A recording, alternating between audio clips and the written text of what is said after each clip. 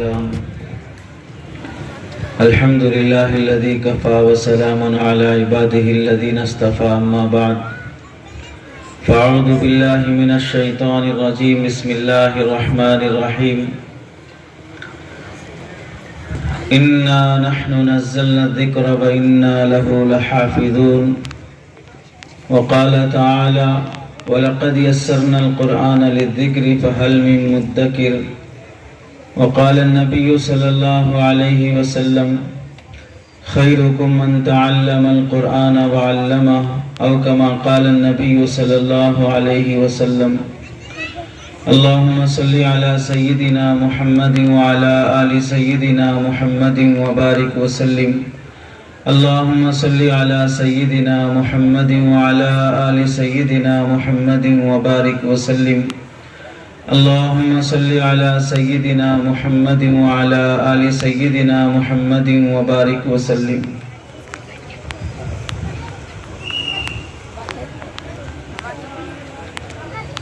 میرے محترم عزیزوں، بزرگوں اور دوستوں، پردہ نشین خواتین، قابل قدر واجب الاحترام علماء، ائمہ، حفاظ کرام، آج کا یہ جلسہ بچوں کی اپنی محنت، اساتذہ کی قربانیاں، قرآن مجید،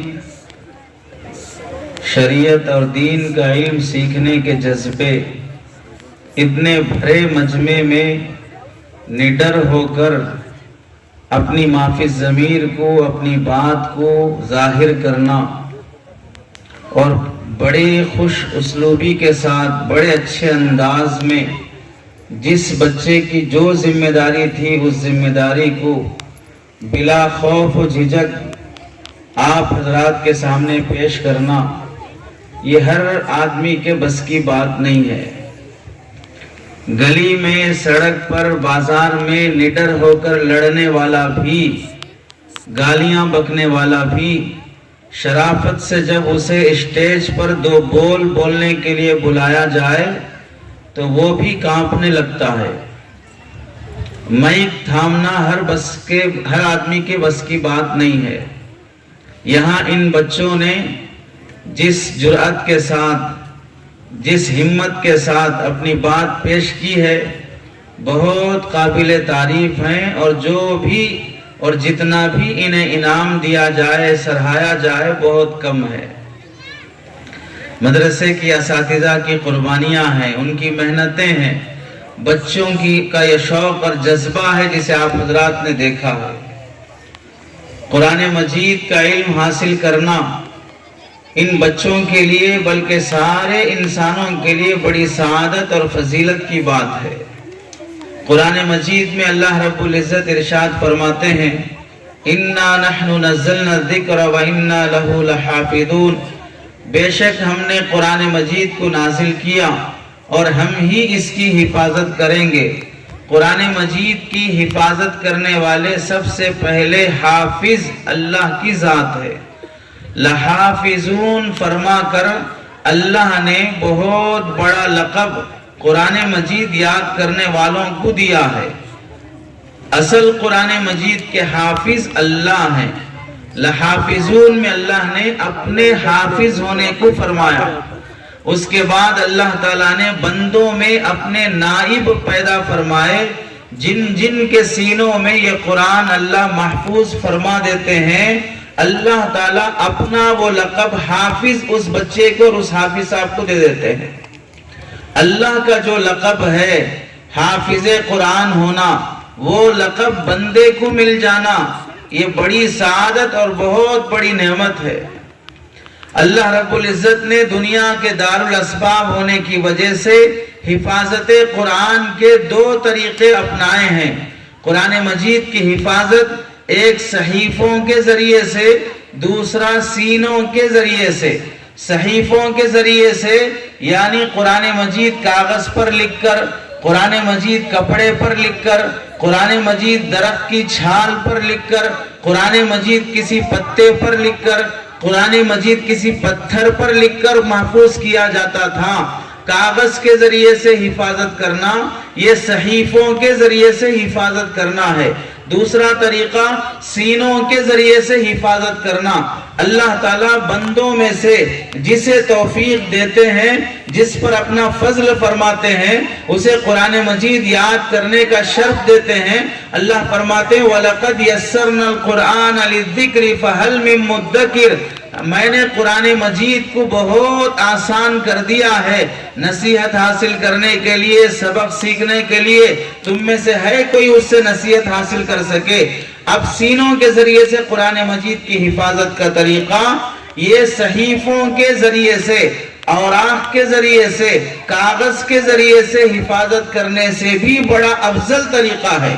चूंकि हदीस पाक में आता है क़यामत से करीब कागज पर लिखा हुआ कुरान खत्म कर दिया जाएगा, वो हुरूफ और वो नुकूश मिटा दिए जाएंगे और ये कुरान जो कागज पर लिखा हुआ है उठा लिया जाएगा। सीनों में जो कुरान अल्लाह ने महफूज रखा है वो क़यामत तक भी महफूज रहेगा, क़यामत के बाद भी महफूज रहेगा, हश्र के मैदान में भी महफूज रहेगा। ये हाफिज कुरान जब जन्नत में जाएगा, जन्नत में भी इनके सीनों में कुरान महफूज रहेगा। अल्लाह हाफिज कुरान से फरमाएंगे इक़रा वरत्तिल कमा कुंता तुरत्तिलु फिद दुनिया, पढ़ो और पढ़ते जाओ, तरतील और तरतीब से मजे लेके पढ़ो जैसे दुनिया में पढ़ा करते थे। जिस आयत पर तुम रुकोगे वही जन्नत में तुम्हारा दर्जा और मकाम होगा। मुफस्सिरीन ने लिखा है कि कुरान मजीद में जितनी आयतें हैं अल्लाह रब्बुल इज्जत ने जन्नत में उतने दर्जे बनाए हैं। जो हाफिज कुरान मजे लेकर पूरा कुरान सुना देगा, जन्नत के तमाम दर्जे अल्लाह ताला उससे नवाज देंगे। कुरान मजीद की हिफाजत का ये तरीका, सीनों में महफूज करना, बहुत अफजल तरीका है।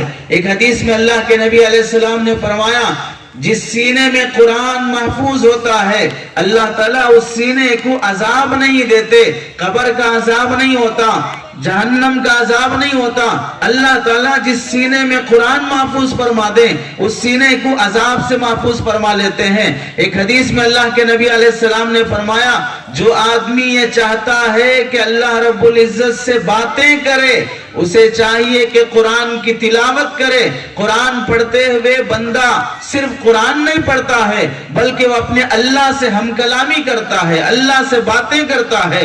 और एक हदीस में अल्लाह के नबी अलैहिस्सलाम ने फरमाया कुरान मजीद की हिफाजत करने वाले, इस कुरान को अपने सीने में बसाने वालों का मकाम इतना है कि अल्लाह के नबी अलैहिस्सलाम फरमाते हैं काद हमलतुल कुरान यकूनु अंबिया इल्ला अन्नहुम ला युहा इलैहिम, जिनके सीनों में कुरान महफूज है करीब है कि अल्लाह ताला इनको नबी बना देता। बस ये है कि अंबिया का सिलसिला खत्म हो चुका और इनकी तरफ वही नहीं की जाती है, वरना करीब है कि अल्लाह ताला जिस तरह अंबिया की तरफ उन्हें नबूवत की वही भेजा करता था, वो मकाम और नबूवत इन्हें मिल जाता। इतना बड़ा मकाम कुरान मजीद की हिफाजत करने वाले हाफिज कुरान का है। और एक हदीस में अल्लाह के नबी अलैहिस्सलाम फरमाते हैं सहाबा से फरमाया क्या तुम जानते हो कि अल्लाह वाले कौन है? सहाबा ने फरमाया आप और अल्लाह बेहतर जानते हैं। अल्लाह के नबी अलैहिस्सलाम ने फरमाया अहलुल कुरान हुम अहलुल्लाहि व खासतुहु, जो कुरान वाले हैं जिनके सीनों में कुरान महफूज है, जो कुरान पर अमल करते हैं वो अल्लाह वाले हैं और अल्लाह के खास बंदे हैं। और एक हदीस में अल्लाह के नबी अलैहिस्सलाम फरमाते हैं जिनके सीनों में कुरान महफूज है, जो हाफिज कुरान है, वो अल्लाह के वली और दोस्त हैं। और जो अल्लाह के वली और दोस्त से दुश्मनी करता है अल्लाह ताला उससे दुश्मनी करते हैं। जो अल्लाह के वली और दोस्त से मोहब्बत करता है अल्लाह ताला उससे दोस्ती और मोहब्बत फरमाते हैं। हिफ्ज़ कुरान, कुरान मजीद की हिफाजत करना, कुरान मजीद याद कर लेना, दुनिया में कोई किताब ऐसी ना इंसानों की लिखी हुई ना अल्लाह की नाज़िल की हुई ऐसी है जिसे हिफ्ज़ किया जाता हो, जिसे अज़बर याद किया जाता हो। आसमानी किताबों में से तौरात हो, ज़बूर हो, इंजील हो, अंबिया पर नाजिल की गई सहीफे हो, उनमें से सिर्फ और सिर्फ قرآن مجید ایسی کتاب ہے جسے انسان یاد کر سکتا ہے. سورہ فاتحہ سے لے کر والناس تک 30 پارے 114 سورتیں تجوید کے ساتھ زیر زبر کی غلطی کے بغیر یاد کر لینا، یہ صرف اور صرف اس امت کے لیے بڑی نعمت ہے. پچھلی امتوں میں حضرت موسیٰ علیہ السلام کو تورات دی گئی، جس نبی پر جو کتاب نازل کی جاتی وہ نبی ہی اس کتاب کے حافظ ہوتے، اس نبی کی قوم اس کتاب کی حافظ نہیں ہوتی، انہیں دیکھ کر پڑھنا پڑتا تھا. چند لوگ ایسے گزرے ہیں جن پر کتاب آسمانی نازل نہیں کی گئی، اس کے باوجود بھی انہوں نے اس زمانے کی کتاب کو یاد کر لیا. ان میں سے حضرت عزیر علیہ السلام بھی ہیں، ان پر تورات اتاری نہیں گئی لیکن انہوں نے تورات کو حفظ کر لیا تھا. اور پچھلی زمانوں میں اللہ تعالیٰ کی نازل کی گئی کتاب کو نبی کے علاوہ کوئی دوسرا نبی یاد کر لینا اتنا بڑا مقام اور اتنا بڑا کمال سمجھا جاتا تھا. حضرت عزیر علیہ السلام نے جو تورات یاد کر لی اور اپنی ازبر زبانی اس تورات کو لکھوایا تو یہودیوں نے حضرت عزیر علیہ السلام کو اللہ کا بیٹا بنا لیا کہ اللہ کی کتاب تو اللہ کا بیٹا ہی یاد کر سکتا ہے.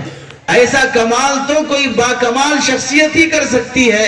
اتنا بڑا مقام سمجھا جاتا تھا اللہ کی کتاب کو یاد کر لینا. اور اللہ تعالیٰ نے اس امت پر کتنا احسان فرمایا. 5 سال کا بچہ ہو، 50 سال کا بوڑھا شخص ہو، 100 سال کا آدمی بھی ہو، کبھی بھی کوئی عمر اس کے لیے رکاوٹ نہیں ہے. سہولت بچپنے میں ہے تو قرآن یاد ہو جاتا ہے، سہولت جوانی میں مل جائے تو بھی قرآن یاد ہو جاتا ہے، سہولت بڑھاپے میں مل جائے تو بھی قرآن یاد ہو جاتا ہے. اللہ نے لاکھوں لوگوں کے سینوں میں قرآن محفوظ کر کے رکھا ہے.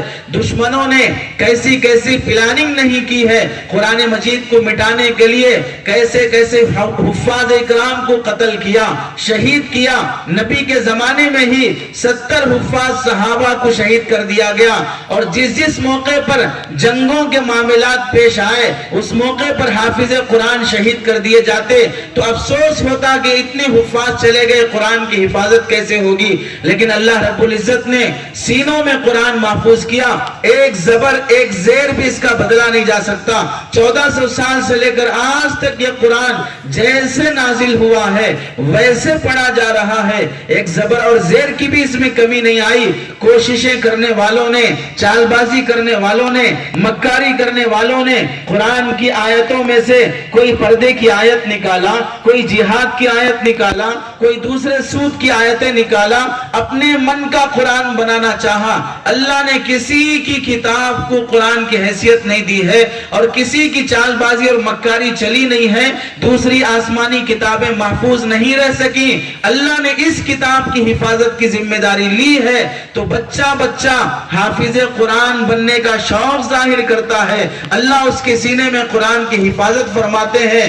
ایسے بھی اللہ کے نیک بندے گزرے ہیں جنہوں نے بڑھاپے میں قرآن پڑھنا یاد کرنا چاہا. اللہ نے موت سے پہلے انہیں حافظ قرآن بنا دیا.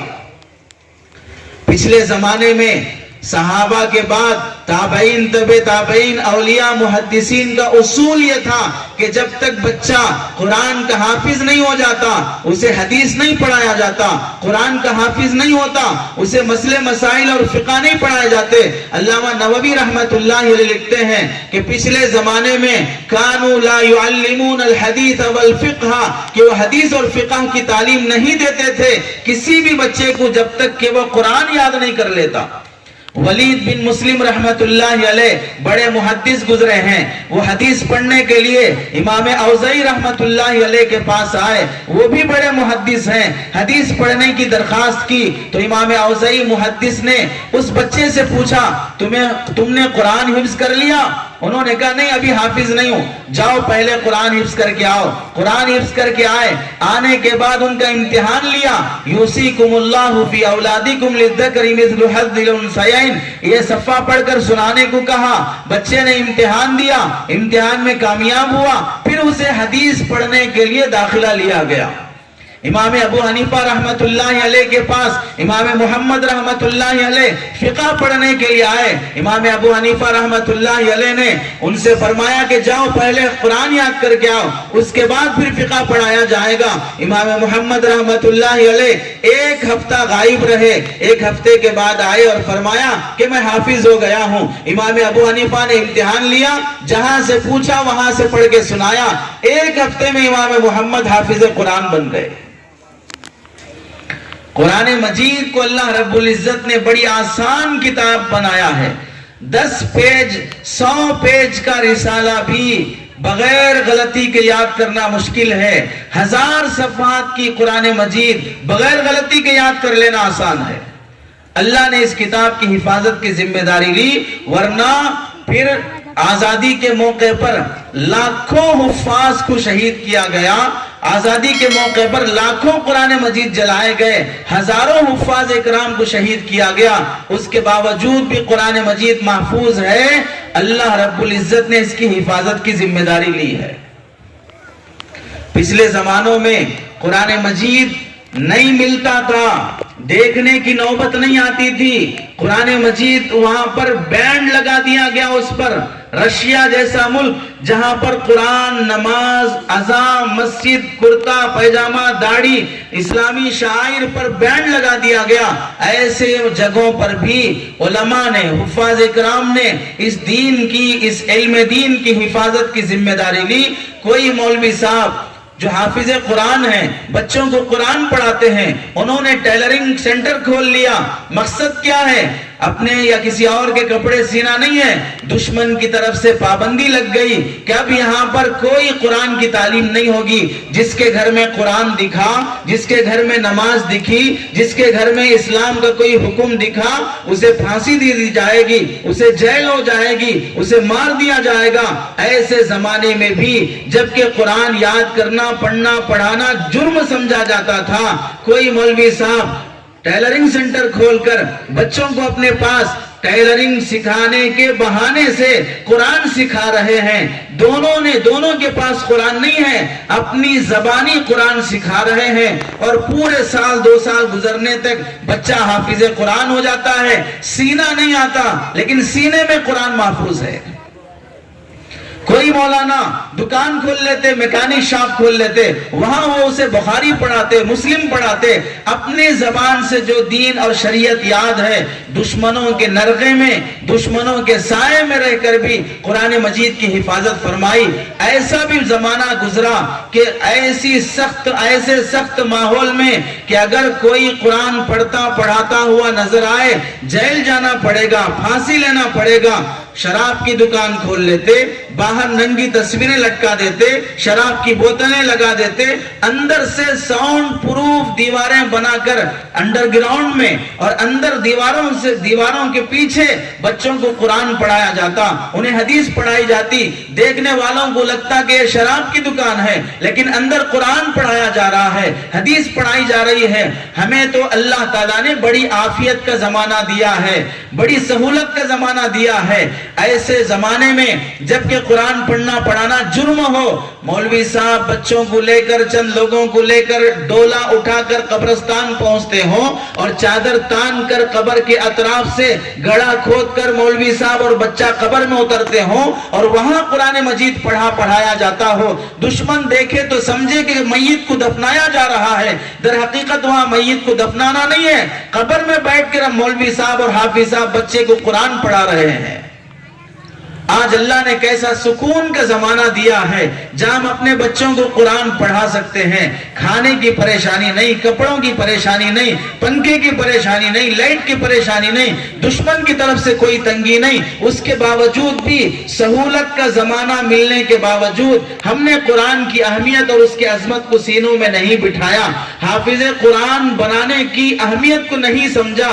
بچے کو قرآن یاد کروانا, خود اتنا قرآن یاد کر لینا جس سے ہماری نماز صحیح ہو جائے, جس سے ہم شریعت پر چلنے والے بن جائیں. قرآن کی تلاوت مستقل اپنی جگہ عبادت ہے.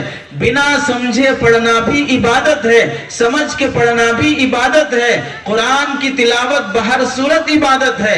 عام کتابوں کی طرح نہیں ہے فلاں انگریزی کتاب پڑھے ہیں لیکن کیا ہوا اس میں سمجھ میں نہیں آیا تو وہ پڑھنا عبادت نہیں ہے، لیکن یہ کتاب پڑھو نہ سمجھو از اول تاخر پھر بھی اس کے پڑھنے کا ثواب ملے گا۔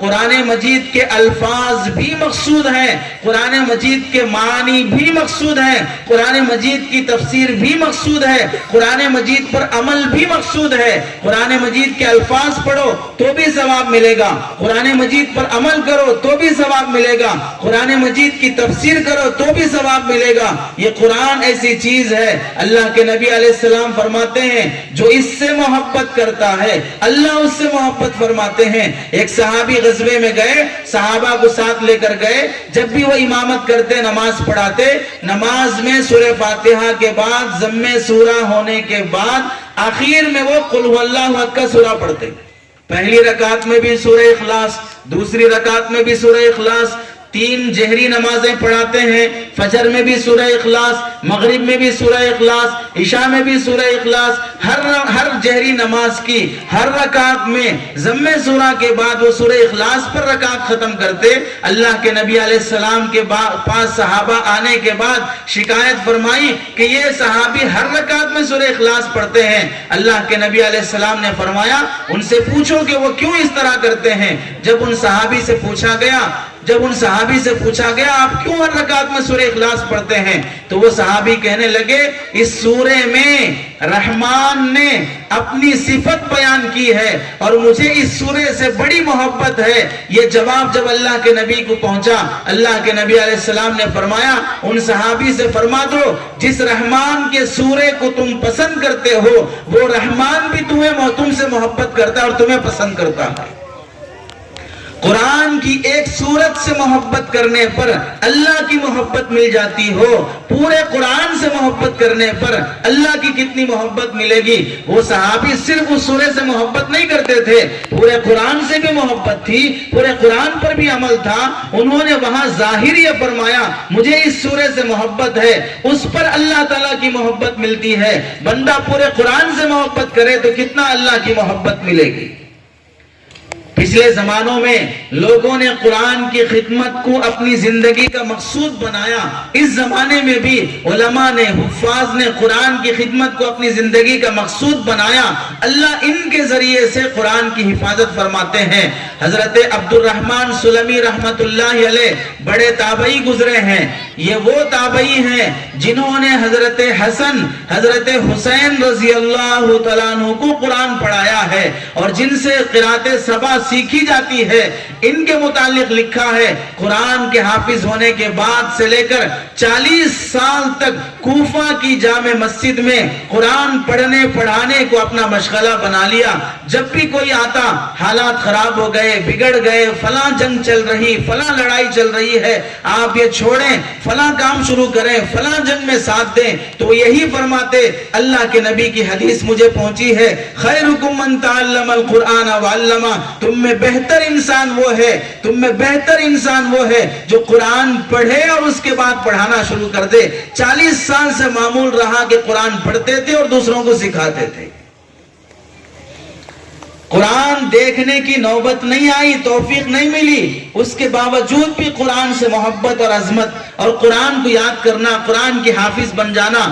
حضرت مولانا پیر ذوالفقار صاحب دامت برکاتہم نے لکھا ہے امریکہ میں ایک موقع پر میں واکنگ کر رہا تھا، ایک خاتون واکنگ کرتے ہوئے مجھ سے آ کر پوچھنے لگی تم مسلمان ہو؟ میں نے کہا ہاں مسلمان ہوں، میں نے سنا ہے کہ مسلمانوں کے پاس قرآن ہوتا ہے، تمہارے پاس وہ قرآن ہے تو دکھا دو۔ میں نے قرآن دکھایا، وہ قرآن دیکھ کر کہنے لگی 2 منٹ مجھے یہ قرآن دے دو۔ میں نے قرآن اس کے حوالے کیا، وہ اوراق الٹاتی جاتی، قرآن کا بوسہ لیتی، اسے آنکھوں سے لگاتی، اسے سر پہ رکھتی، 10-15 منٹ تک وہ قرآن سے عشق اور محبت کا اظہار کرتی رہی، وہ روتی رہی اور قرآن کو بوسہ دیتی رہی۔ 10-15 منٹ کے بعد جب میں نے اس سے پوچھا تمہاری یہ عشق و محبت قرآن مجید سے کس وجہ سے، وہ کہنے لگی میں تقریباً 39 سال سے قرآن سے محبت کرتی ہوں اور اسلام لا چکی ہوں اور قرآن دیکھنے کا مجھے موقع نہیں ملا، اللہ سے دعا کرتی رہی کہ اللہ مجھے تو اپنا کلام دکھا دے، آج مجھے قرآن دیکھنے کا موقع ملا ہے۔ قرآن مجید دیکھے بغیر قرآن سے محبت، قرآن یاد کر لینا. آج ہمارے گھروں میں قرآن طاقوں میں سجا ہوا ہے. ہر سال رمضان کے موقع پر قرآن مسجد کی پینٹنگ ہوگی, کلر کیا جائے گا, گیٹ وضو خانے ابھی صاف کیا جائے گا, لیکن جس جگہ پر قرآن رکھا ہوا ہے وہاں دھول جمی رہے گی. اپنے گھر کی صفائی ہوگی, اپنے لیے نئے کپڑے ہوں گے, بچوں کے لیے نئے کپڑے ہوں گے, لیکن قرآن مجید کو غلاف چڑھانے کی فکر نہیں ہوگی.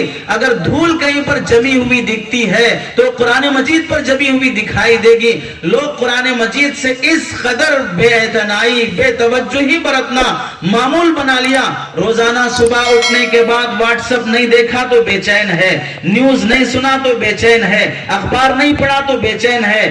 اپنے ملک سے, اپنے گاؤں بستی سے لے کر اپنے صوبے, اپنے ہندوستان, پوری دنیا کی خبریں, دنیا کے کونے کونے میں کیا چل رہا ہے, واٹس ایپ کے ذریعے سے, یوٹیوب کے ذریعے سے, فیس بک کے ذریعے سے, انٹرنیٹ کے ذریعے سے معلوم کرنے کی فکر ہے. کوئی خبر نہ معلوم ہو تو اس پر افسوس ہے, اپنے معلوم ہونے سے پہلے کوئی اور سنا دے تو اس پر بے چینی ہے. یہ ہو گیا مجھے پتا تک نہیں چلا, ایسی جنگ ہو گئی مجھے پتا تک نہیں چلا, دا کشمیر فائلز نکل گیا مجھے پتا تک نہیں چلا, وہاں موب لنچنگ ہو گئی مجھے پتا تک نہیں چلا. جو کلام الہی موت تک ہدایت کے لیے, قیامت تک سیدھا راستہ دکھانے کے لیے اللہ نے پیغام بنا کر اپنی نسل کی ہدایت کے لیے جو پیغام ہدایت اور کتاب ہدایت اللہ نے بھیجی ہے, وہ قرآن گھر میں رکھا ہوا ہے.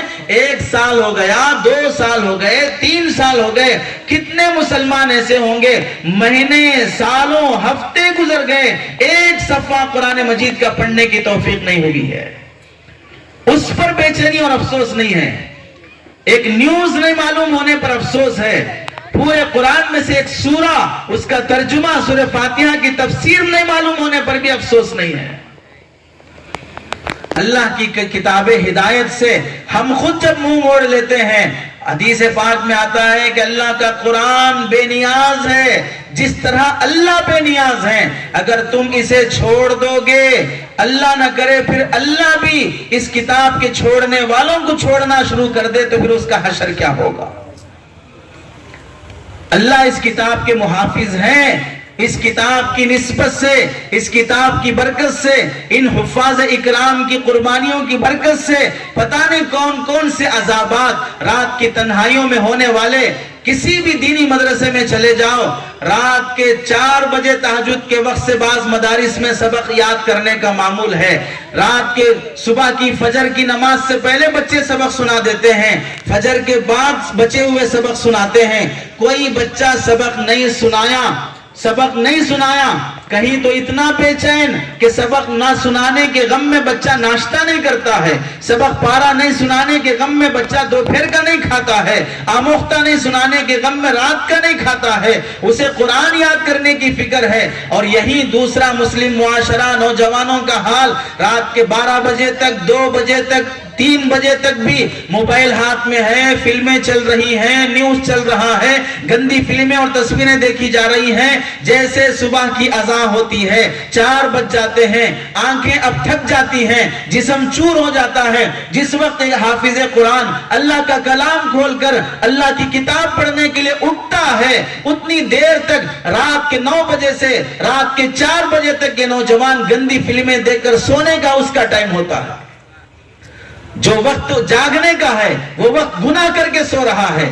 اللہ کی پناہ, وہ وقت جس وقت نوجوان اس گناہ کے عالم میں سو رہا ہوگا, اللہ کا عذاب اس کی دھرتی, اس کی ہوا, اس کی آسمان, یہ سب طوفان اور زلزلے کی شکل میں بدل کر انہیں ہلاک و برباد کر دینے کو تلے ہوتے ہیں. یہ بچہ اٹھ کر جب قرآن پڑھتا ہے, اس قرآن کی برکت سے اللہ تعالیٰ پتہ نہیں کتنے عذابات کو روک لیتے ہیں. ہماری نافرمانیاں, ہمارا ظلم جو ہماری ذات پر ہے, ہمارا ظلم جو ہماری نسل پر ہے, یہ ظلم بڑا ہوا ہے ظالموں کے ظلم سے. دلی کی گدی پہ بیٹھ کر ظلم کرنے والا ہی ظالم نہیں ہے, اپنی دکان پر بیٹھ کر ناانصافی کرنے والا بھی ظالم ہے. اپنے گھر میں بیٹی بہو کو بے حیائی اور بے پردگی دیکھنے کے باوجود بھی خاموش رہنے والا بھی ظالم ہے. معلوم ہے کہ فلاں اسکول اور کالج میں کو ایجوکیشن ہے, لڑکے لڑکیاں ایک ساتھ بیٹھ کے پڑھتی ہیں, بے حیائی کے اشارے ہوتے ہیں, بوائے فرینڈ گرل فرینڈ بنا لینا آسان ہے, نہیں بناتے ہیں تو تحقیر توہین ہے, انسلٹ کی جاتی ہے کہ اس کا کوئی بوائے فرینڈ نہیں, اس کی کوئی گرل فرینڈ نہیں. ایسا سماج بن چکا ہو وہاں اپنی بچی کو بھیجنے میں کوئی شرم حیا محسوس نہیں کی جاتی ہو, کاغذ کی ڈگریوں کی خاطر, چند ٹھیکریوں کی خاطر عفت اور عصمت اور عزت کا سودا کرنے پر بھی راضی ہو جاتے ہو. ایسی قوم پر اللہ تعالیٰ ظالم بادشاہوں کو مسلط نہیں کرے گا تو پھر کیا حضرت جبرائیل گلاب جامن لا کے کھلائیں گے؟ تو پھر کیا حضرت جبرائیل ہمارے لیے قالین بچھائیں گے؟ ہم نے خود اپنے اوپر کتنا ظلم کیا ہے. اپنے اندر کے ظالم کو, اپنے اندر کے فرعون کو ختم کرو تو پھر باہر کا فرعون خود بخود مرے گا. 6 فٹ کے 4 فٹ کے جسم پر تو اللہ کا اسلام نافذ نہیں کر سکتے, پورے ملک پر اسلام لانے کی کیسی بات کرتے ہو؟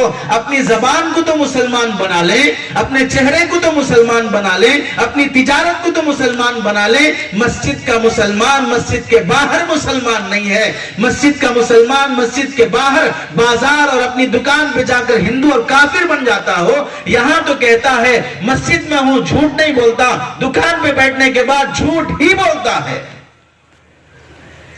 ہماری بدعمالیاں یہ ہم پر ظلم کو دعوت دے رہی ہیں. ہمارا اپنے قرآن پہ ظلم کرنا. قرآن مجید رمضان کا مہینہ تلاوت کا مہینہ ہے. رمضان آنے سے پہلے کتنا ہم نے قرآن کی صفائی کا, قرآن کی تلاوت کا نظام بنایا ہے. اور ایک وہ زمانہ مسلمانوں کی ایک جماعت کو جیل میں ڈال دیا جاتا ہے, وہ سب کے سب جیل میں ہے. جیل سے بڑا لاک ڈاؤن کون سا ہوگا؟ جیل سے بڑا لاک ڈاؤن کون سا ہوگا؟ جیل سے بڑا ریڈ زون کون سا ہوگا جہاں پر کسی کے آنے جانے کی اجازت نہیں ہے؟ ایسے موقع پر کیا کر سکتے ہیں جیل میں؟ لاک ڈاؤن میں ہم نے کیا کیا؟ لاک ڈاؤن میں ہم نے کیا کیا؟ اچھا کر سکتے, کچھ بھلا کر سکتے, اپنی اولاد کو لے کے بیٹھ کے قرآن یاد کرتے, یاد کروا سکتے, تعلیم ہو سکتی, صحابہ کی تاریخ اور سیرت سنائی جا سکتی. اللہ کے بندے ایسے بھی گزرے ہیں. لاک ڈاؤن میں اپنی 6 سال کی بچی کو لے کے بیٹھے, اسے قرآن ناظرہ پڑھایا, حفظ کرانا شروع کیا. 9 سے 10 مہینے میں باپ نے اپنی بیٹی کو لاک ڈاؤن میں حافظ قرآن بنا دیا. 9 سے 10 مہینے میں باپ نے اپنی بیٹی کو حافظ قرآن بنا دیا. ہمیں لاک ڈاؤن میں بھی اپنے بچوں کو ٹائم دینے کا موقع نہیں ملا. باہر جا نہیں سکتے, اندر اپنی اولاد اور بیوی بچوں کے ساتھ رہ کر بھی ہم نے موبائل کو ٹائم دیا ہے, انٹرنیٹ کو ٹائم دیا ہے, یوٹیوب کو ٹائم دیا ہے. جتنی صحبت اور جتنا خیال ہم موبائل کا رکھتے ہیں اس میں سے آدھا خیال بھی اپنے بچوں کا رکھ لیں گے تو بچوں کی تربیت ہو جائے گی. چارج نہ ہونے پر فکر, ریچارج نہ ہونے پر فکر, گر جانے پر فکر, فون ادھر سے ادھر رکھ جانے پہ غم. یہ سب غم جو ہمیں موبائل کے ساتھ کھایا جا رہا ہے اس کا آدھا غم اپنی اولاد ادھر سے ادھر ہو جانے پہ کھانا شروع ہو جائے تو اولاد مرنے سے پہلے شاید اللہ والی بن کے مر جائے. اس وقت ہم لوگ جتنا موبائل کو ٹائم دیتے ہیں نہ اپنی بیوی کو ٹائم دینے تیار, نہ اپنی اولاد کو ٹائم دینے تیار. لاک ڈاؤن میں ہر ایک سے یہی شکایت تھی, سب بند ہے, کیا کر سکتے ہیں, سب بند ہے, کیا کر سکتے ہیں. اللہ کے دروازے تو کھلے تھے, قرآن مجید تو کھلا ہوا تھا, دینی کتابیں تو کھلی ہوئی تھی, ہماری اولاد ہمارے گھروں اور گودوں میں پل رہی تھی. اس زمانے میں ہم پڑھنا پڑھانا کر سکتے تھے لیکن نہیں کیا. پورے انٹرنیٹ کی زندگی میں جتنا نیٹ لاک ڈاؤن میں یوز کیا گیا اس سے پہلے کبھی یوز نہیں کیا گیا. نہیں دیکھنے والی چیزیں بھی دیکھی گئی, نہ کرنے والا گناہ بھی کیا گیا, نہیں کرنے والے لوگوں نے بھی گناہ میں ملوث ہو کر رہے. اور وہاں جیل کی زندگی ہے قیدیوں کی, کچھ نہیں کیا جا سکتا. قیدی بیٹھ کر مشورہ کرتے ہیں کہ کیا کیا جائے. اب ان قیدیوں کا غم دیکھیں, ایک دوسرے کے مشورے کے بعد طے ہوتا ہے تم میں سے جس کو جتنا قرآن یاد ہے وہ ہمیں یاد کروا دے, ایک دوسرے کو یاد کرا دے. اب جیل میں رہ کر اپنی رہائی کی فکر نہیں ہے, قرآن یاد کرنے کی فکر ہے. 1-2 مہینے, 4 مہینے, 6 مہینے, 1 سال کی زندگی جیل میں گزری. ایک قیدی دوسرے قیدی کو اپنا یاد کیا ہوا قرآن یاد کرا رہا ہے. یاد کرتے کرتے کرتے پورے 30-40 قیدی جو جیل میں تھے سب نے سورہ انفال کے علاوہ پورا قرآن مجید یاد کر لیا. قید کی زندگی میں پورا قرآن مجید یاد کر لیا.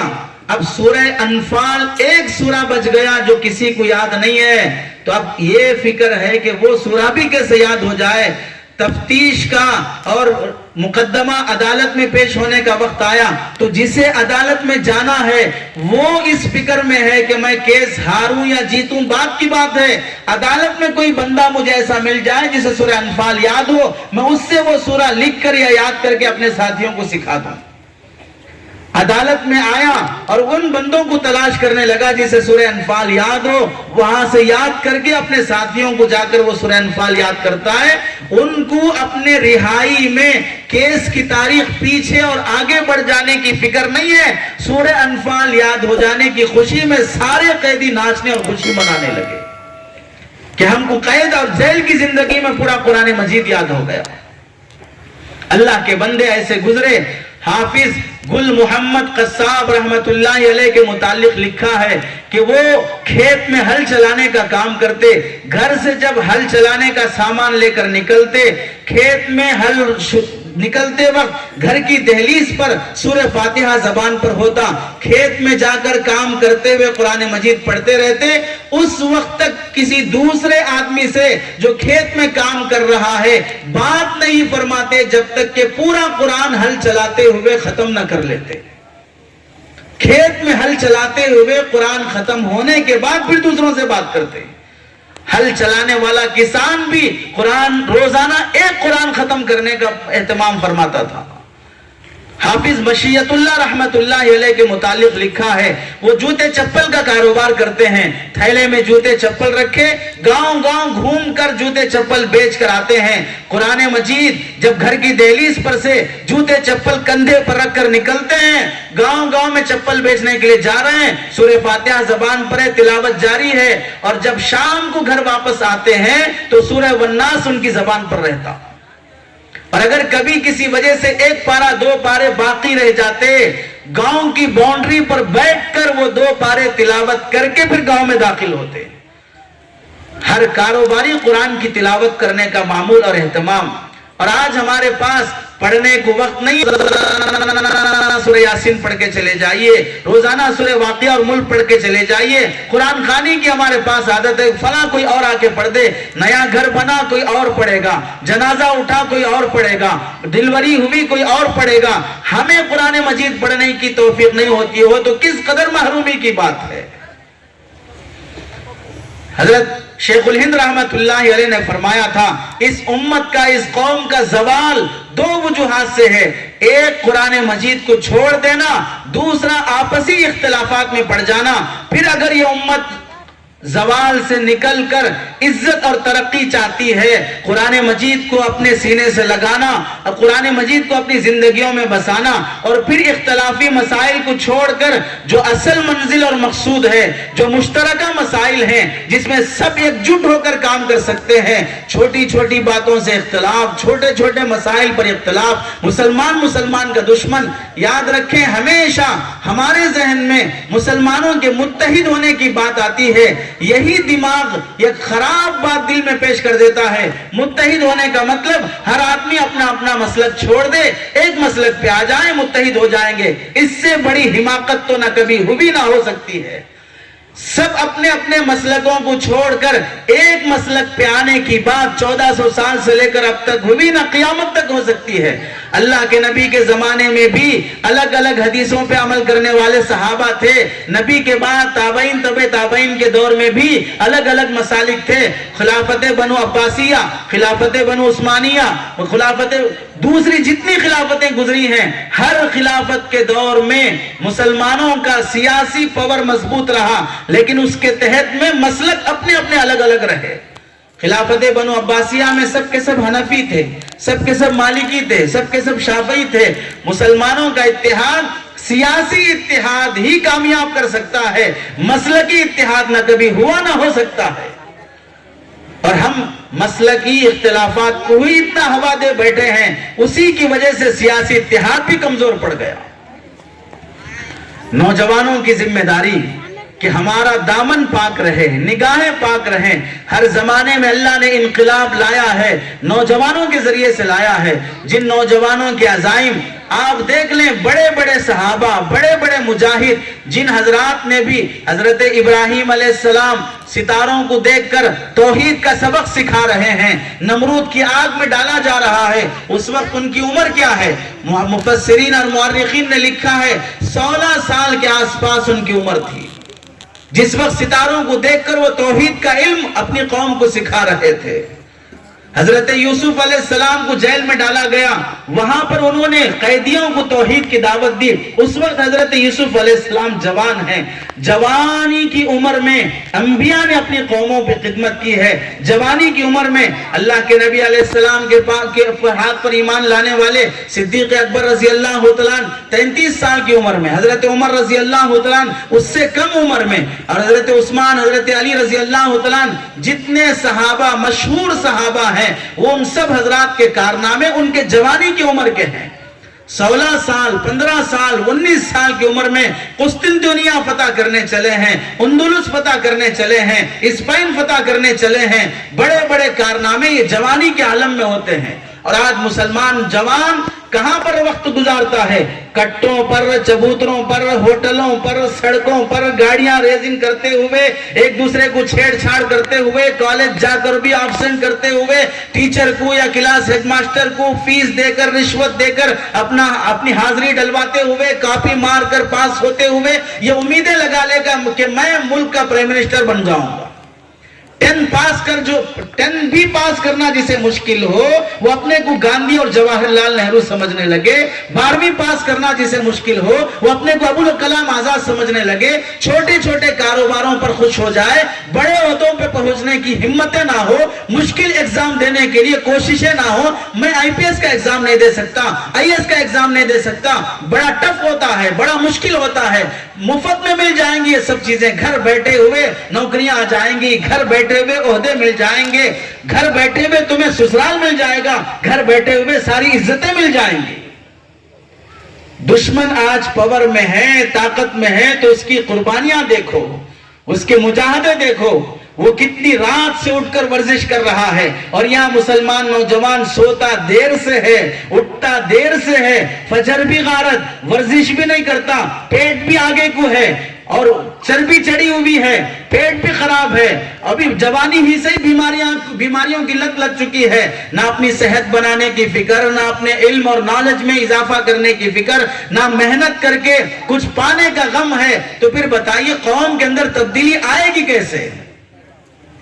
کوئی مسلمان لڑکی کسی غیر مسلم کے ساتھ چلے جانے کے واقعات، نامناسب باتیں پیش آ جاتی ہیں تو مسلمان نوجوان کہتا ہے، جب اس کی غیرت اسے للکارتی ہے، آنے دو اسے مار دوں گا، ہمارے گاؤں کی عزت چلی گئی، ہمارے خاندان کی عزت چلی گئی۔ جو نوجوان ایسے موقع پر غیرت دکھاتا ہے اور دکھانا چاہیے، اس نوجوان سے یہ درخواست ہے، لڑکیوں کے غیروں کے ساتھ چلے جانے پر جب تمہیں غیرت آتی ہے تو جب تمہاری شادی کا موقع آتا ہے، جوڑا جہیز کی رسم اور یہ بھیک مانگتے وقت تمہاری غیرت کہاں مر جاتی ہے؟ 10 تولے، 20 تولے، 10 لاکھ، 40 لاکھ، جیسا کوالیفیکیشن ہوگا، جیسی جاب ہوگی، اس کے حساب سے اپنی جاب کی قیمت نہیں، اپنی ذات کی قیمت لگا کر خود مارکیٹ میں بک جاتے وقت کہاں وہ غیرت مر جاتی ہے؟ کہ مسلمان لڑکیاں غیروں کے ساتھ جانے میں یہ بھی وجہ ہے کہ شادیاں مسلمانوں نے مہنگی کر دی ہے۔ جس زمانے میں عبادت مہنگی ہو وہاں معصیت آسان اور سستی ہوتی ہے، جس زمانے میں حلال مشکل ہو جائے وہاں پر حرام آسان ہو جاتا ہے، جہاں پر بڑے سنت پر عمل کرتے ہوئے نکاح کے ذریعے سے زندگی بسانا مشکل کر دیا سماج نے، وہاں بدکاری کے ذریعے سے منہ کالا کرنا آسان ہو جاتا ہے۔ اور یہ رسم ہمارے اندر سے ختم ہونے تیار نہیں ہے۔ کیا کہہ رہے تھے بڑے بھولے بن کر اگر ہمارے خاندان کی فہرست انگلیوں پہ گننا شروع کریں گے تو 200 400 تو ایسے ہی ہو جاتے. لکھنے کے لیے بیٹھیں گے تو ایک بڑی فہرست ہوگی. اس لیے فنکشن ہال کے بغیر شادی نہیں ہو سکتی, اور اتنے 100 اور اتنے 1000 کو بلائے بغیر نکاح اور ولیمہ نہیں ہو سکتا. ایسا اپنے خاندان پہ فخر کرنے والے, انگلیوں پہ 400 گن لینے والے, کیا نہیں دیکھ لیا لاک ڈاؤن میں جب جنازے نکل رہے تھے 400 گننے والوں کا کندھا دینے کے لیے 4 بھی آنے تیار نہیں تھے. کندھا دینے کے لیے 4 بھی آنے تیار نہیں تھے. ڈولی اٹھانے والا نہیں مل رہا ہے, ڈولا اٹھانے والا نہیں مل رہا ہے, دفنانے والا نہیں مل رہا ہے, غسل دینے والا نہیں مل رہا ہے, پائپ کے ذریعے سے پانی مار کر دفنایا جا رہا ہے, دوسری ٹیم اور تنظیموں کو بلا کر دفنایا جا رہا ہے. بیٹے کا انتقال تو باپ آنے تیار نہیں, باپ کا انتقال تو بیٹا آنے تیار نہیں. نفسا نفسی کا عالم ہر ایک کو اپنی پڑی ہے. قیامت کا منظر یوم یفر المرء من اخیہ کی وہ پورا مصداق قوم نے اپنے جیتے جی ان 2 سالوں میں دیکھ لیا کہ بھائی کی موت پر بھائی بازو گلی سے ویڈیو کال کر کے رونے تیار ہے, لیکن جنازے کے پاس آنے تیار نہیں ہے. باپ کے انتقال پر ماں کو اپنے پاس رکھنے تیار نہیں ہے کہ باپ کورونا وائرس میں مرا ہے تو ماں میں بھی وہ سمٹمز ہوں گے, اس لیے اگر ماں کو اپنے پاس رکھیں گے تو بچوں کو وہ سمٹمز لگ جائیں گے. اس لیے 3 بیٹے بھی اپنی ماں کو اپنے پاس رکھنے تیار نہیں ہیں. اتنے اللہ کی طرف سے حالات اور مشکلات آنے کے باوجود بھی جاگنے تیار نہیں ہیں. اور جاگیں گے کب؟ جب سوئے ہوں تو جاگیں گے. اور حقیقت یہ ہے کہ قوم مسلم اس وقت سوئی ہوئی نہیں ہے بلکہ نشے میں ہے. سویا ہوا آدمی تو 2 لاکھ پڑھنے پر جاگ جائے گا, اور نشے میں جو ہے اسے جوتے بھی پڑیں گے تو وہ جاگنے تیار نہیں ہوگا جب تک اس کا نشہ نہ اترے. اور ظالم کی طرف سے کتنی لاٹھیاں پڑ رہی ہیں, اور کتنے جوتے پڑ رہے ہیں, اور کتنے اللہ تعالیٰ کی طرف سے یہ پیغام آ رہے ہیں. فرعون اس زمانے میں حضرت موسیٰ کے زمانے میں اپنی شکل میں تھا, ابو لہب ابو جہل نبی کے زمانے میں اپنی شکل میں تھا. اس وقت کا فرعون, اس وقت کا ابو جہل, اس وقت کا ابو لہب اپنی شکل میں آیا ہے, اور یہ تمہیں دعوت دے رہا ہے اپنی اللہ کی طرف لوٹنے کے لیے. اس وقت مسلمان 3 کام کرے گا تو شاید اپنی جان ایمان کے ساتھ بچا سکتا ہے, اگر نہیں کرے گا تو جان جانا تو طے ہے. اس سے بڑا افسوس یہ ہے کہ جان جانے سے پہلے کہیں ایمان نہ چلا جائے. 2 گز زمین کی خاطر ضمیر نہ بیچ دے, 2 گز زمین کی خاطر ایمان کا سودا نہ کر دے. سیاتی علی الناس زمان, ایک زمانہ آئے گا لا یبقى من الاسلام الا اسمه, نام کے مسلمان رہ جائیں گے, صبح کا مسلمان شام کافر ہو جائے گا. پہلا کام اسلام کے بنیادی ارکان جس کی وجہ سے اللہ نے ہر زمانے میں صحابہ کو, تابعین کو, تبع تابعین کو عزت دی ہے, اسی دین اور شریعت سے عزت ملے گی. حضرت عمر کا روپ کس وجہ سے؟ میڈیا کے وجہ سے, میزائل کی وجہ سے, جنگی آلات اور طاقتوں کی وجہ سے, وہ قوت ایمانی کی وجہ سے جس کے کپڑوں پر 16 پیوند لگے ہوئے ہیں, اس کے باوجود بھی سپر پاور طاقتیں اس سے ڈرتی اور تھراتی ہیں. وہ جذبہ ایمانی پیدا کرنا, وہ نمازوں کے لیے مسجدیں آباد ہونا, مسلمان اپنے چہرے سے بھی مسلمان دکھنا, اپنے لباس سے بھی مسلمان دکھنا, تجارت اور معیشت سے بھی مسلمان دکھنا. شادی بیاہ ہوتے ہیں, شاید کہ جو رواج اور جو رسومات ہماری شادیوں میں آئے ہیں, حضرت مولانا احمد عبید الرحمان صاحب دامت برکاتہم کے بقول آج کا مسلمان شادی بیاہ کے رسومات میں ایسے آزادانہ رسومات کر رہا ہے, اس کی شادی کے اول سے آخر تک دکھتا نہیں ہے کہ وہ مسلمان کی شادی ہے, اور زبان حال سے یہ کہتا ہے میری شادی میں جھوٹے صاف کرنے والے کو, جھاڑو مارنے والے کو, نوکر کو, ڈرائیور کو, گلی کے چپراسی کو بھی آنے کی اجازت ہے. اللہ کی پناہ, نعوذ باللہ, اگر میری شادی میں کسی کو آنے کی اجازت نہیں ہے تو اللہ اور اس کے رسول کو آنے کی اجازت نہیں ہے, اس کی تعلیمات اور احکامات آنے کی اجازت نہیں ہے.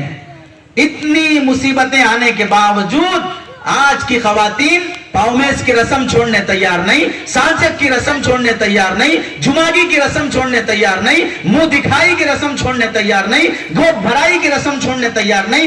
رسومات کے بوجھ میں مر جائیں گے, قرضوں میں ڈوب کر ذلیل ہو جائیں گے, بیٹی کی شادی کرنے کے لیے مٹی اور سود پہ لا لیں گے, اور اس کے بعد 2-2, 4-4 سال تک وہ سودی رقم ادا کرتے کرتے ذلیل ہو جائیں گے. لیکن ناک باقی رکھنی ہوگی. اس ناک کو بچانے کے لیے گلا بھی کٹنا پڑے گوارا کر لیا جائے گا. عزت رکھ لینا ہے بس. وہ اتنا کھلایا ہے تو میں اتنے کھلاؤں گا, وہ اتنے ڈش بنایا ہے تو میں اتنے ڈش بناؤں گا. مسلمان اگر عزت چاہتا ہے, جو ارکان, جو اسلام اللہ نے دیا ہے, اس اسلام کو اپنی زندگی میں دوبارہ زندہ کرو. بقول حضرت حسین احمد مدنی رحمت اللہ علیہ کے, اسلام کی حفاظت کرنے کے لیے وہ کوئی چھوٹا بچہ نہیں ہے, وہ کوئی کمزور آدمی نہیں ہے. تمہاری زندگیوں میں اسلام آئے گا, اسلام بھی محفوظ ہوگا, تم بھی محفوظ ہوگے. اسے بچانے کے لیے کسی فوج کی ضرورت نہیں ہے. تم سچے مسلمان بن جاؤ, اسلام بھی بچے گا, تم بھی بچو گے. ورنہ حجاب کا مسئلہ بعد میں اٹھا, حجاب کی توہین پہلے ہم نے کی ہے. سود کا مسئلہ بعد میں اٹھا, سودی کاروبار ہم نے رواج دیا اور اسے معمولی سمجھا ہے. 3 طلاق کا مسئلہ بعد میں اٹھا اور ہم نے گالی, مذاق, لائٹ لے کر طلاق کو عام کر دینا, فون پہ, فیس بک پہ, واٹس ایپ پہ طلاق دے دینا, چھوٹی چھوٹی باتوں پہ طلاق دے دینا. ہم نے جب شریعت کا کھلواڑ کیا تب دشمن کو موقع ملا ہے شریعت پر انگلی اٹھانے کا, شریعت کو کھلواڑ بنانے کا. ہم نے اپنی شریعت کو پامال کیا ہے. اسے کیا لینا دینا کس کے چہرے پہ نقاب ہے نہیں ہے, کون طلاق دے رہا کون نہیں دے رہا ہے, کون پراپرٹی پوتے کو دے رہا بیٹے کو دے رہا ہے, اسے کیا لینا دینا ہے. ہم نے اسے مذاق بنایا, شریعت کا کھلواڑ کیا, تب دشمن کو ہاتھ میں موقع آیا. ورنہ جنگل کی لکڑی جب کٹتی ہے تو کلہاڑی کے ساتھ لکڑی بھی ساتھ دیتی ہے. تو پہلا کام مسلمان سچا مسلمان بن جائے تو اسے گری ہوئی اور لٹی ہوئی عزت واپس مل سکتی ہے. اور دوسرا کام اپنے بچوں کا ایجوکیشن مضبوط کرنا, دینی تعلیم ہو, دنیاوی تعلیم ہو, اسکولز قائم کرنا.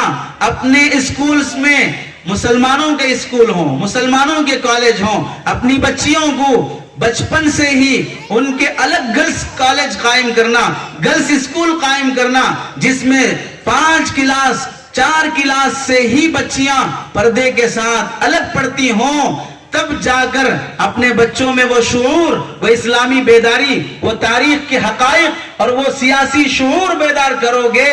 تب اب سے چل کر ایک 25 سال 30 سال کے بعد کچھ نتیجے آ سکتے ہیں. جب مضبوط ایجوکیشن نہیں ہوگا, غیروں کے اسکول میں پڑھائیں گے, اوروں کے اسکول میں پڑھائیں گے, پڑھانے والا بھی بے حیا بے شرم, آس پاس میں بیٹھنے والے بھی بے حیا بے شرم, اور اشارے بھی بے حیائی بے شرمی کے, اور اس پر ہم یہ سمجھیں گے کہ میری بچی ایسے بے حیائی کے ماحول میں 1 بار 2 بار 3 بار نہیں 10 سال تک مسلسل آتی جاتی رہے گی, اور اس کے بعد بھی اس کی عزت بھی محفوظ, اس کی نیت بھی محفوظ, اس کے خیالات بھی محفوظ رہیں گے. ماحول کا تاثر اس سے پہلے, آج سے 25-30 سال پہلے, 40 سال پہلے میڈیا نہیں تھا, موبائل نہیں تھا, ایسی بے حیائی نہیں تھی. بتاؤ ہم میں سے جو 30-40 سال کے ہیں, اپنی جوانی میں جبکہ اتنے بے حیائی کے آلات موجود نہیں تھے, اس زمانے میں اپنی جوانی کو ہم نے محفوظ نہیں رکھ سکا,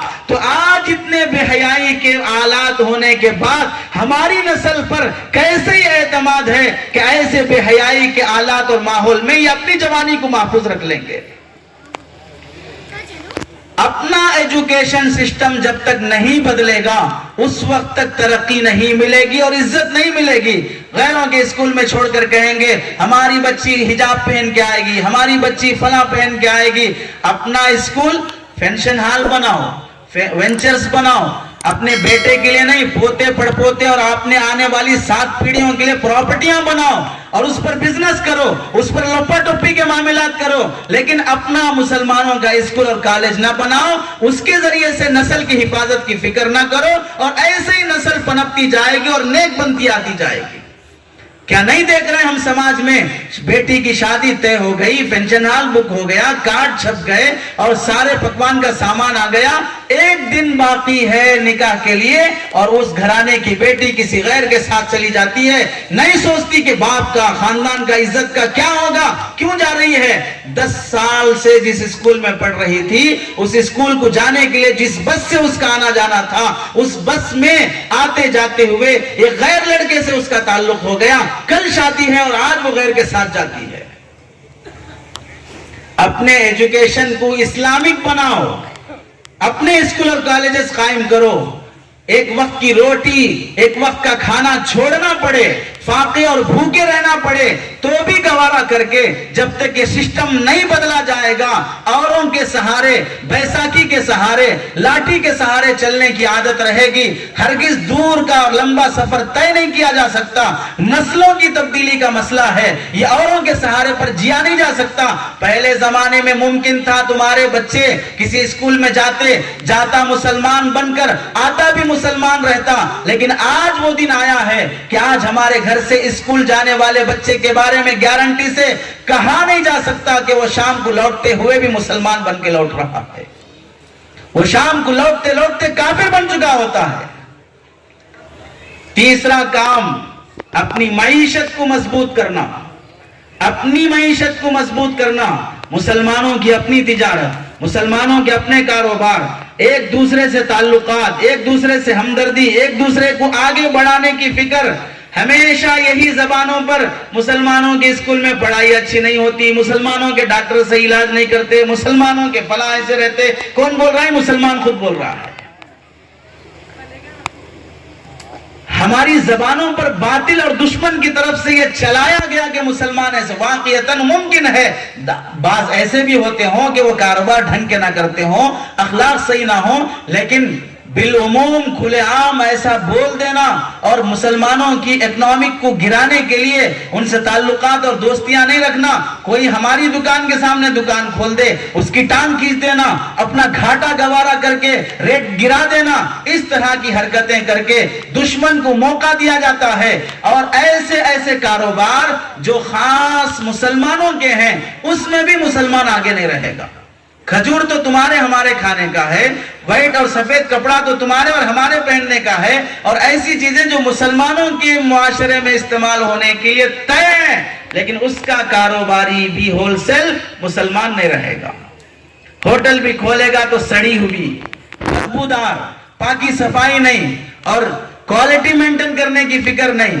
اور دوسرا اگر کھولتا ہے وہ صفائی بھی رکھے گا، کوالٹی بھی رکھے گا، ریٹ بھی اچھا رکھے گا، اور یہاں ٹیبل پر گندگی پڑی ہوئی، وہاں بدبو آتی ہوئی، وہاں مکھیاں پڑے ہوئے، اپنا کاروبار بھی ڈھنگ کا کرنا نہیں آتا ہو تو کس چیز میں مسلمان آگے بڑھ رہا ہے؟ اس لیے بزرگوں، ہمیں اپنی محنت، اپنا سفر، اپنی منزل خود طے کرنا ہے.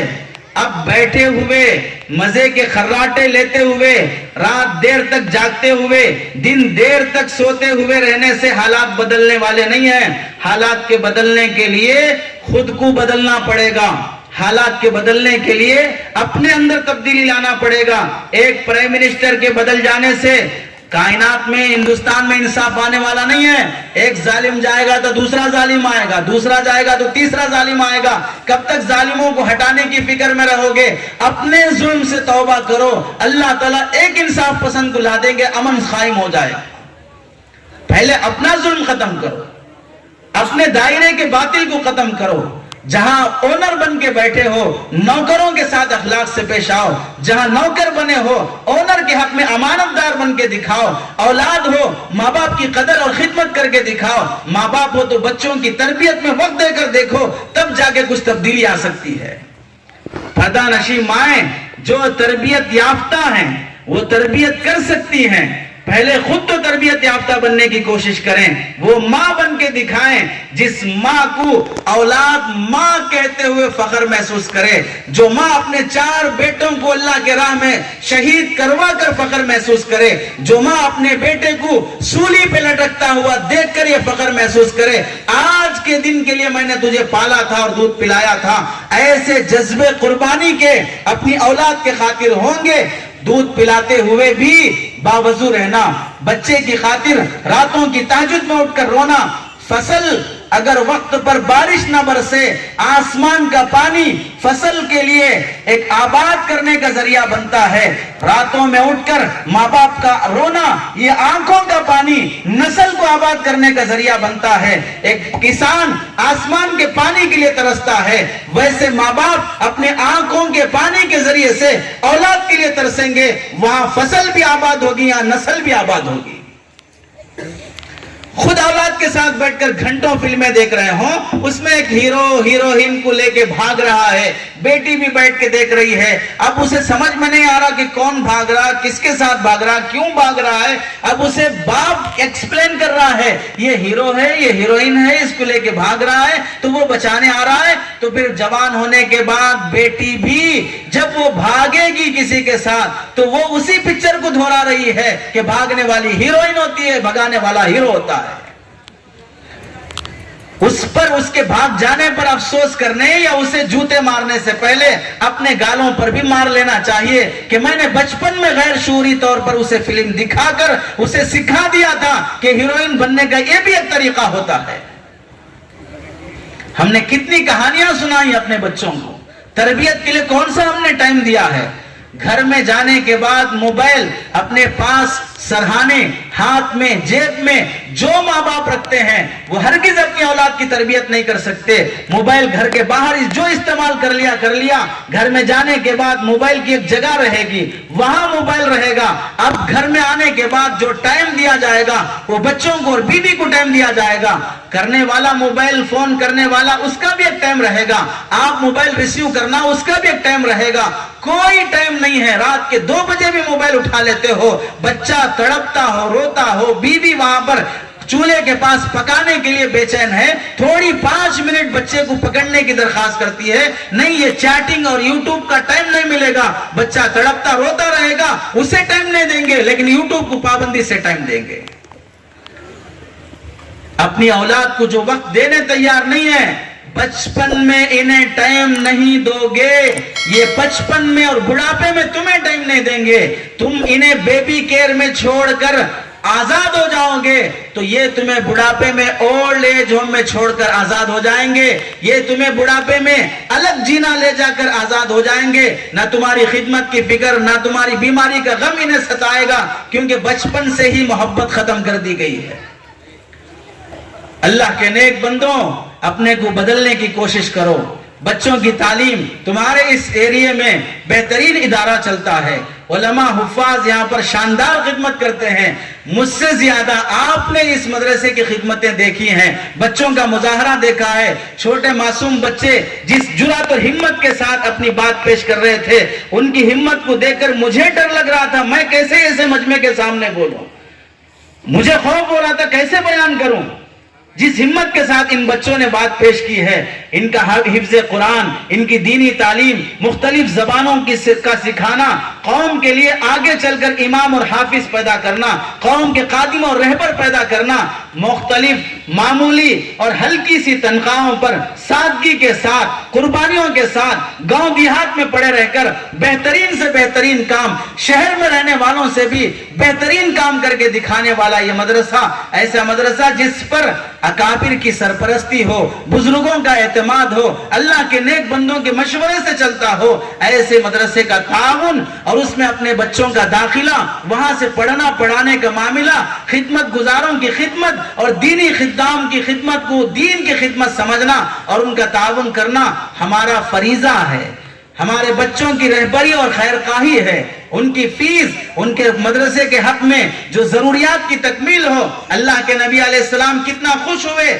مسجد نبوی میں چراغ نہیں تھا، روشنی نہیں تھی، اندھیرا ہے، حضرت تمیم داری رضی اللہ تعالیٰ عنہ نے ایک چراغ لا کر جلا دیا، روشنی آ گئی، اللہ کے نبی اتنا خوش ہوئے، خوش ہو کر اللہ کے نبی نے پوچھا یہ چراغ کس نے جلایا ہے؟ صحابہ نے فرمایا تمیم داری نے جلایا ہے۔ ایک اللہ کے گھر کے لیے جہاں پر دین کے کام ہوتا ہو، نماز پڑھی جاتی ہو، وہاں کا چراغ جلا دینے پر اللہ کے نبی خوش ہو کر فرمانے لگے کہ اگر اس وقت میری بیٹی ہوتی تو میں تمہیں اپنا داماد بنا لیتا۔ نبی کا داماد بننا کتنی بڑی سعادت ہے، کس پر؟ ایک چراغ جلا دینے پر۔ اتنا خوش اللہ کے نبی علیہ السلام ہوتے ہیں دین کے کاموں میں معاونت کرنے پر، اور یہ تعاون سرکاری اداروں کے تعاون سے نہیں، اپنی محنت کی کمائی سے جو تعاون ہوتا ہے وہ بڑی برکت والا ہوتا ہے۔ دے کر یہ سمجھنا کہ یہ لے کر مجھ پر احسان کیا ہے، اللہ جس بندے کی مال کو قبول کرتے ہیں اسے دینے کی توفیق دیتے ہیں، اور جس کا مال اللہ کے نزدیک قبول نہیں ہوتا اسے خیر اور دین کے کاموں میں دینے کی توفیق بھی نہیں ہوتی۔ فینشن ہالوں پہ لگے گا، گاڑیوں کے بدلنے پہ لگے گا، موبائل بدلنے پہ لگے گا، شادیوں کی فضول خرچیوں پہ لگے گا، لیکن دین کے کاموں میں اس کا پیسہ نہیں لگے گا، کیونکہ اگر پیسہ حلال کا ہے تو جاتا بھی حلال میں ہے، اگر حرام کا ہے تو جاتا بھی حرام میں ہے۔ دینی کاموں میں تعاون کرنے کی توفیق مل جانا یہ اللہ کی طرف سے بہت بڑا انتخاب ہے، اس لیے ادارے کا تعاون سب سے بڑا تعاون یہ ہے، اس سے فائدہ اٹھانا، اپنے بچوں کا داخلہ کرانا، ان سے دلی خلوص محبت اور تعلق رکھنا اور ضروریات میں حصہ لینا، یہ اہم چیز ہوتی ہے۔ اللہ سے دعا ہے کہ اللہ تعالیٰ سنی ہوئی باتوں پر عمل کی توفیق نصیب فرمائے۔ آمین وآخر دعوانا الحمدللہ رب العالمین۔